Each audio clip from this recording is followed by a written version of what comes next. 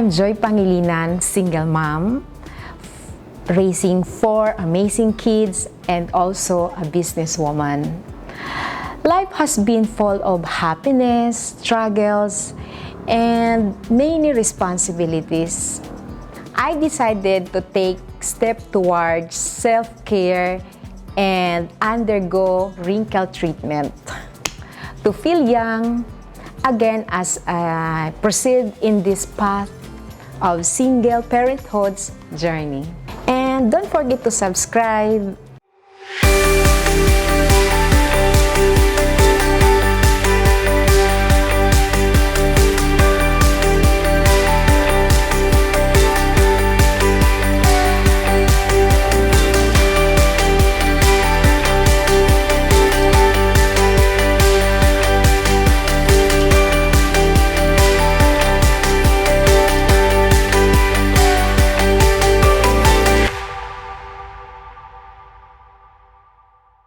Good day, everyone. Welcome to the CSA Medical Aesthetics. I'm Dr. Contessa, your certified aesthetic physician. In today's episode, we have a new guest. Let's all welcome Miss Joy Pangilinan. Welcome. Yeah. So, Ma'am Joy, actually, we've known each other for a long time already, right? Yes. Even before the pandemic, right? We were doing like skincare, maintenance. But Ma'am Joy is already young looking. What else will she need? Right? Well-maintained po. And of course, I've known you for having a healthy lifestyle, you know. But, you know, we have kids when they grow up. And then we, of course, we nurture them. We bring them to school. We overwork. We also would get this over-fatigue. And this, like, overworking, being over-fatigued, it creates a toll on our skin. Ayan na. Then you see, lines, wrinkles, volume loss, age spots, ano ba, sagginess. Yan. That's why we are here, right, Joy? Yes. Okay, for Joy, if you look at her face, okay, she has this still a good shape of the face, very young. Because ideally for women, we want the oval-shaped face, or the inverted egg, or V-contour, or the inverted triangle, the so-called triangle of youth, okay? So, looking at the face shape, mapasok pa dun sa oval-shaped face, yan. Now, we also do an assessment via doing this division of the face into 3 parts, the upper third, the middle third, the lower third. So, if you look at the upper third here, from the hairline there to the eyebrow area, you check for forehead lines, yan, mga dito, worry lines, frown lines, and then also on the sides of the eyes, crow's feet, and also we check for the side view of the forehead. Like on the side view, you'll notice on the lower forehead some hollowness there. So medyo may beginning hollowness na, Joy. And then if you look at the temple area, the lateral aspect of the face, some beginning volume loss, it become hollow also or concave. And then if you look at the eyebrow, the upper eyelid, then there could be a beginning sagginess, droopiness. Or others would say, I have hooded eyes, droopy eyes. Kinda I'm looking always tired, always sleepy, haggard. Yon. So that's what we check on the upper third, okay? Now, middle third, of course, the center, the nose, then the under eye area. The others will complain of eye bags, sunken eye, dark circles, wrinkles under the eye, volume loss also in the mid-cheek area, or we call it mid-cheek groove, Indian band, or the sagginess of the mid-face, cheek ptosis. Then when you go on the side, the others will also have this kind of decrease in the prominence of the zygomatic region or the cheek prominence. And then if you look at the side view, they will lose the so-called OG curve or the convex shape of the cheeks, yung tinatawag na sexy cheeks, OG curve of the cheeks. And then when you look at the sides of the nose, ayan, nasolabial fold, lumalalim. Because of the heaviness on the mid-face tissues, it creates that nasolabial fold there. Okay, even the nose daw will age. It droops down. It sags down. And then you're gonna see some lines here or bunny lines, wrinkles on the nose area. And then on the lower third of the face, we check on the so-called like the jawline area. Do we still have that angle? Yung mga angle, letter L dito. Jawline definition. Then when you look at this medial aspect here, do we have the so-called jowls? Some fat tissues here that tend to go down or descend. And then when you look at the corner of the mouth, it could go down, or the down, yung tinatawag na down turning of the oral commissures, or also the sides here, labiomandibular fold, marionette, or puppet line. Then even the lips will age. Thinning of the lips, the loss of the volume. The others will have like perioral wrinkles, tinatawag na smoker's line or barcode. We're not smokers, so we don't get that, okay? There's also the so-called inversion, loss of contour, loss of volume, loss of definition of the lips. And when you go to the chin can recede, the chin can shorten, because the mandible bone can also like shrink or become shorter, or it will recede as we age over time. So it's like a multi-layer aging. Yun ang nakakatakot, Joy. All structures from the skin to the bone will age, will shrink, will atrophy. Some of the tissues will just droop down or go down. And even here, there's a deepening of the labio-mentalis crease here. Okay? And then the cobblestoning of the chin, parang orange peel skin. There you go. And then when we go at the neck, yan na, the others. Sagginess in the submental region, turkey neck, turkey bang tawag doon? Yan dito. Or the others are saying double chin, or saggy under the chin, under the jaw here, so sagginess here, and some wrinkling of the skin, or platysma band, or necklines, transverse wrinkles. Oh my goodness. All of the above. Okay, so that's what we call the aging process. It's physiologic. It's something that will happen over time. And internally, there's this aging molecular aspect. Okay, that's why we're here. To somehow reverse that process of aging. We have science right now to treat or to, bring back the clock of time or reverse those molecular processes that I've been discussing. Ano sa palagay mo, Joy? Kaya? Kaya. We can do this? Yeah. So what kind of treatment, what procedure will show you when CSA Medical Aesthetics returns.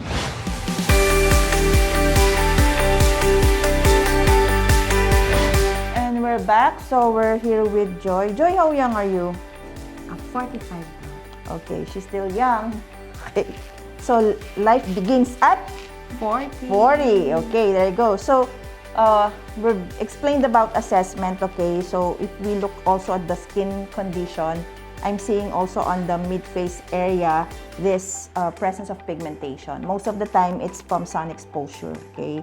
It's common from the ultraviolet rays from the sun, so we get these pigmentations in the mid-face section, okay? And so what's noticeable is the under eye area, okay? We have hollowness, volume loss under the eye, and the tear trough deformity there. Plus, if we do a so-called like snap test or pinch test here and release it, so there's a slow return already to the normal position. So there's this loss of skin elasticity already, okay?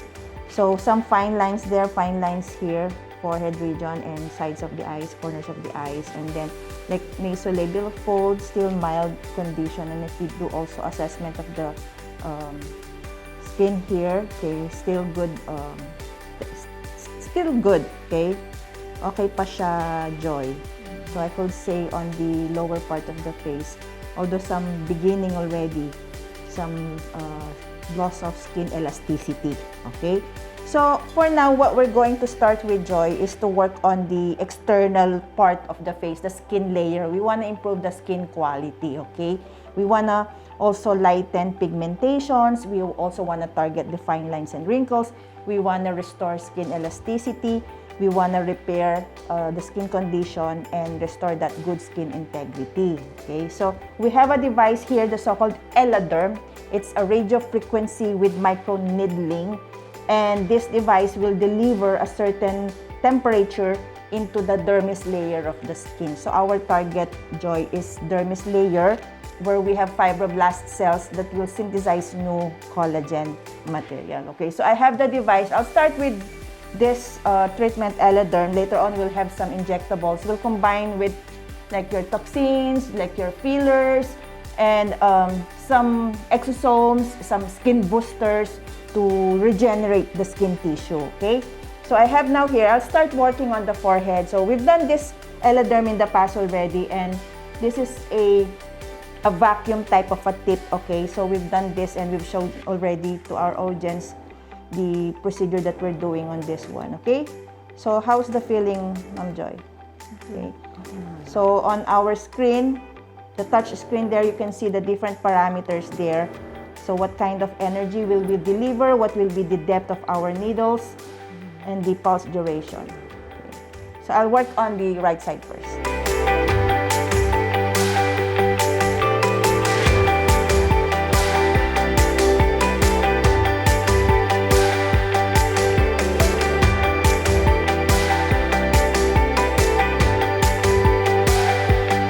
I'm proceeding to the second pass, targeting the problem areas. Usually the problem areas are on the mid-face section.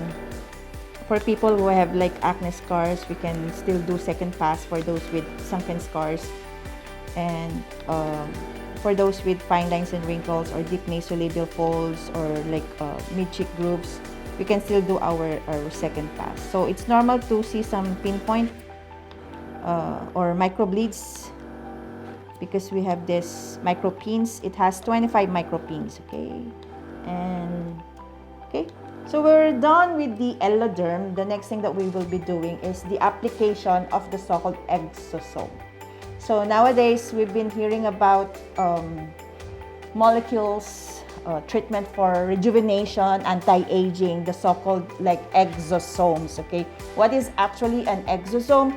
These are made up of extracellular vesicles, okay, Joy? So they have this kind of like a circle thing or vesicles, like container, yon, parang bag siya.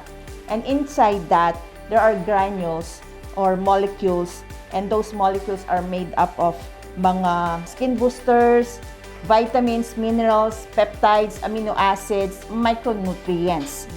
Those essential micronutrients needed by our skin cells to regenerate, to fight aging, to combat aging. Since we've done radiofrequency with microneedling, so the microneedles created so-called microinjuries. So if we use exosomes, we apply exosomes, they will stimulate faster skin recovery and immediate healing of the skin tissues, okay?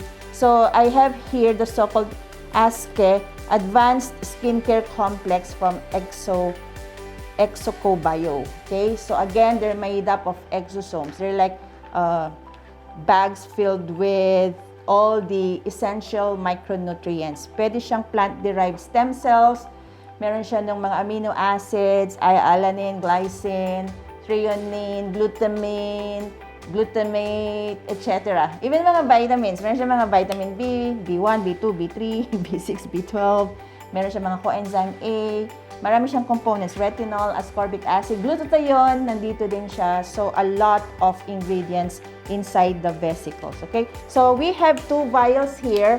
The first vial is the powder, and the second vial is the diluent, okay? So, we have to mix these two, okay? So, we need to aspirate the diluent there. Now, with exosome, we have to apply them onto the skin after doing microneedling.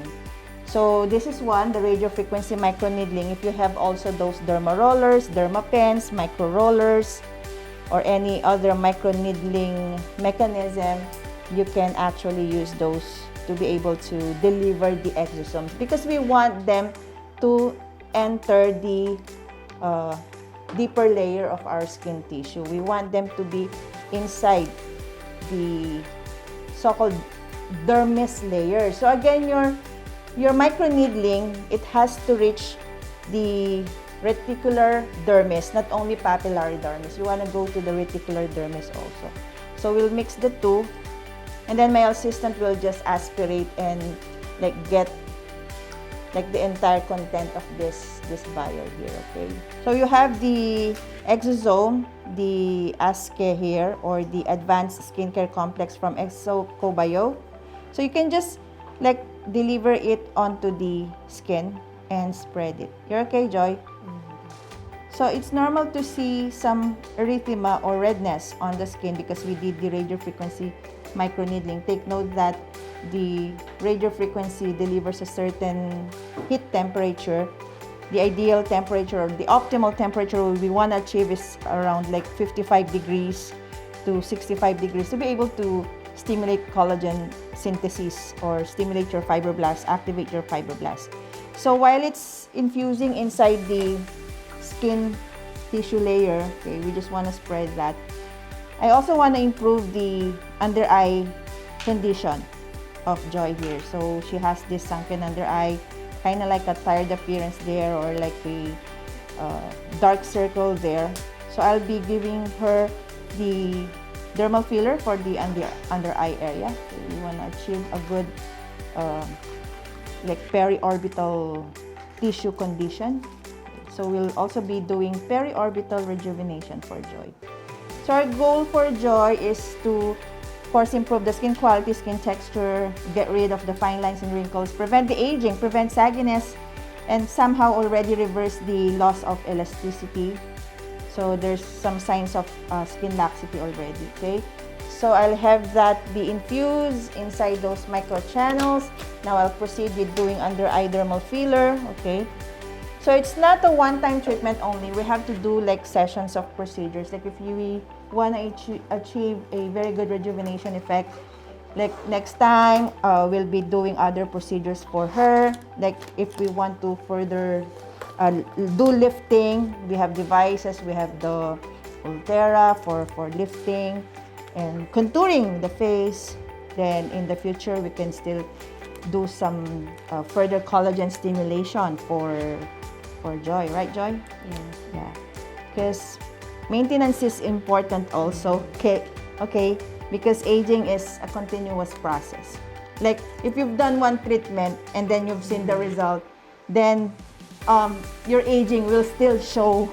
Like you're not doing anything anymore, and then you're having this like working all the time, sleepless nights, and so many factors attributing or contributing to the acceleration of aging, okay? So I want to improve the under eye texture there.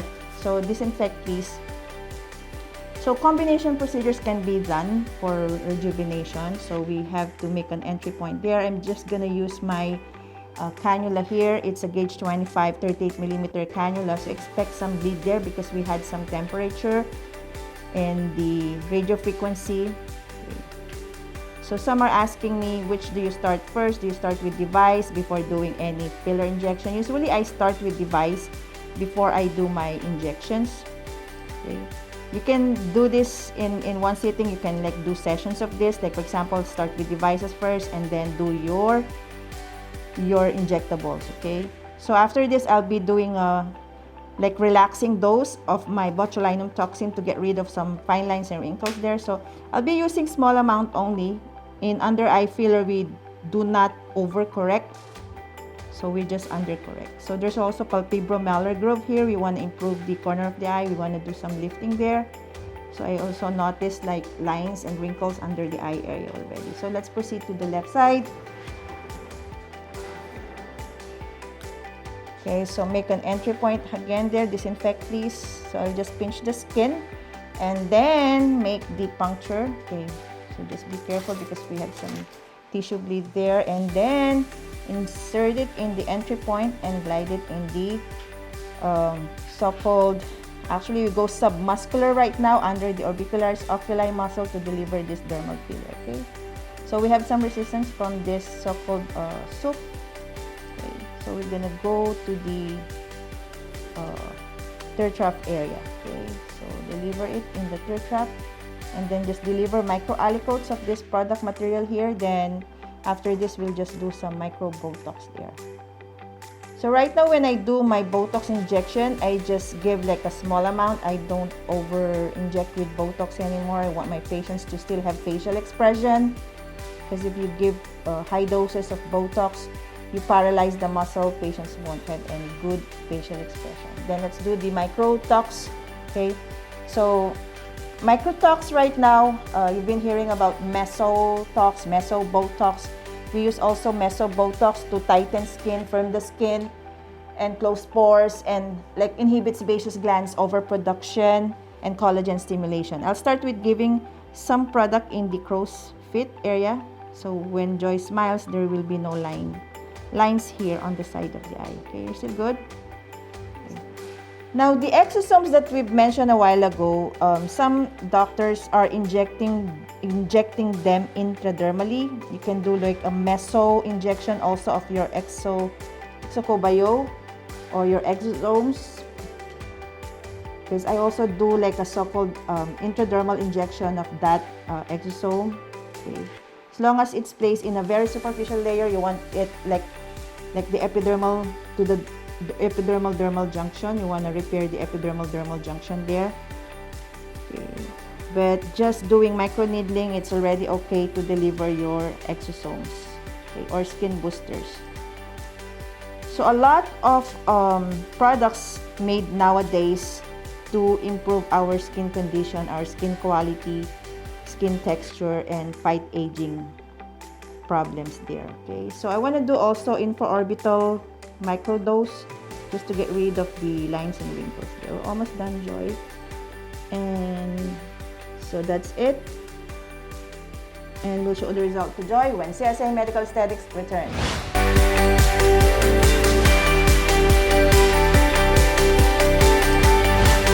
And we're back. Let's show the result to Ma'am Joy. Ma'am Joy, mirror. Yes. So, it's normal to have some redness after the radiofrequency microneedling. So, the redness will go away in a little bit, like within the day or a few hours, or the others even few minutes, okay? So, we did combination procedure for Joy. We also had the under eye dermal filler. We only use low molecular weight or the soft type of fillers for under eye. And also, we did some relaxing doses of our botulinum toxin to get rid of lines and wrinkles. So, how was it, Joy? Good, Doc. So far. What I noticed, the under eye area, instantly there was an elevation. It was sunken a while ago. So, we injected a molecule called hyaluronic. It will still blend in and will integrate in the soft tissues under the eye. So, it was just injected right now. You will still see improvement as time passes by. And then the botulinum toxin we injected to relax the muscles, day 3 is the onset of action up to day 15. So gradually you're seeing reduction in the lines and wrinkles. Plus a bit of the opening of the eyes, because you know, as we age, our eyes kind of become smaller because the upper eyelid droops down, okay? Now, the radiofrequency microneedling, we will gradually see improvement of the quality and texture of the skin because this will stimulate collagen in your dermis layer.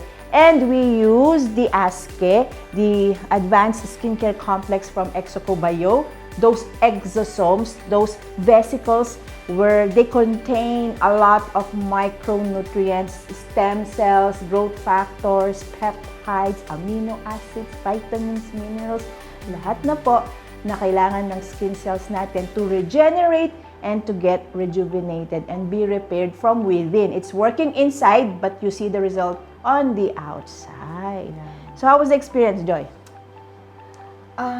So far, so good. Yeah, good, Doc. At saka hindi siya okay lang. Yes. At saka makikita na kagad yung improvement. I know, right? Yes. I can sense like parang may tightening and firming of the skin already. And the others I've seen, yung may mga saggy and loose skin tissues, nagko-contract. Yes, nag-firm na siya. That's the good thing with this radiofrequency with microneedling. The good thing with the RFMN Eladerm, it also has the vacuuming actually. The tip also is able to suction the skin layer where you wanna deliver your energy. That's why we deliver the energy at the right layer, at the right depth, at the reticular dermis. So you cover up from the epidermis, the papillary dermis to the reticular dermis. So uniform delivery, the micropins can penetrate evenly. Okay, so it's guaranteed safe. Plus, this is also the only device with the so-called cryogas spray or anesthetic spray. Yan. So, this is a wonderful technology for anti-aging, skin rejuvenation, anti-wrinkles, anti-lines, anti-acne, anti-acne scars, lahat na. Okay? Yeah. Right? So, we also worked on around the eye area. Actually, I did shots of the RFMN Eladerm in the upper eyelid as well as the lower eyelid. Then gradually, we'll see improvements. The first 4 weeks, we already have neocollagenesis. Up to the 12 weeks where you have the dense collagen, the type 1 collagen that were developed already. So you'll still see more improvements as time passes by. Thank you, Joy. Thank you, Doc. It's a pleasure to have you. Now, this kind of procedure, actually, the Eladerm, it's divided into sessions. We've told Joy to come back after 2 weeks for her second session. So we can do like every 2 to 4 weeks interval, like 3 to 5 sessions. It will depend on the case, how severe the case is. Pagka minimal lang ang problem, 3 sessions. 1 to 2 treatments, they already see results, immediate result from this kind of Eladerm treatments. Okay, the concerns of mga wrinkles, lines, saggy skin, loose skin, closed pores, yan, we can treat them with our Eladerm.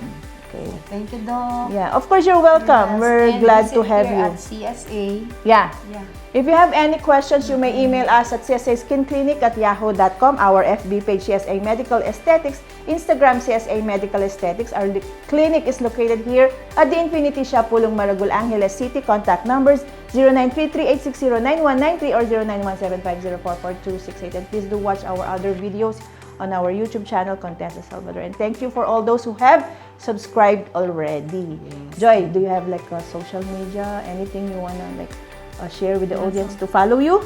No, only visit to CSE here in Angeles City. Thank you so much, Doc. Joy. Yeah, Okay, thank God bless you all. When it comes to natural beauty, you can trust the CSA Medical Aesthetics.